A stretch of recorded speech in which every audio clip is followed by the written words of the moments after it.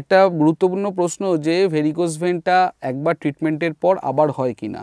তো সেক্ষেত্রে প্রথমেই বলে রাখি, আগেকার দিনে যে স্ট্রিপিং পদ্ধতিটা করা হতো, সেই স্ট্রিপিং পদ্ধতিতে ভেনটাকে পুরোটা বের করার চেষ্টা করা হতো, কিন্তু বিভিন্ন ক্ষেত্রে সেই ভেনটাকে পুরোটা বের করা সম্ভব হতো না, বা তার সেই ভেনটা বেরোলেও তার যে শাখা পোশাখাগুলো থাকতো সেগুলো রয়ে যেত এবং পরবর্তীকালে সেখান থেকেই ভেরিকোজ ভেন হতো।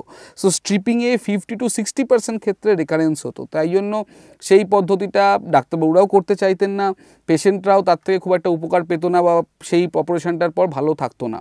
তো তারপরেই সেই কারণেই এখন এই ধরনের আধুনিক চিকিৎসা ব্যবস্থাগুলো এসছে, যেখানে আমরা একবারে সিঙ্গেল সিটিংয়ে পুরো ভেনটাকে ট্রিটমেন্ট করতে পারি with the perforator and the branches.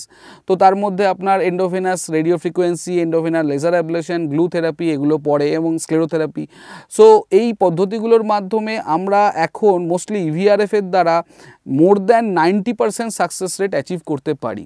তো তারপর যদি আপনি প্রপার ফলো আপ করেন, ডেফিনেটলি ভেরিকোজ ভেনের প্রবলেম আপনার আর রেকারেন্স হবে না। তাও আমি একটা কথা আপনাদের সাথে আলোচনা করে রাখছি, কোন কারণের জন্য ভেরিকোজ ভেন রেকারেন্স করে।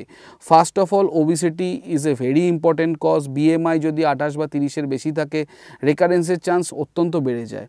Diabetes, hypertension, this are also very good cause for varicose vein recurrence.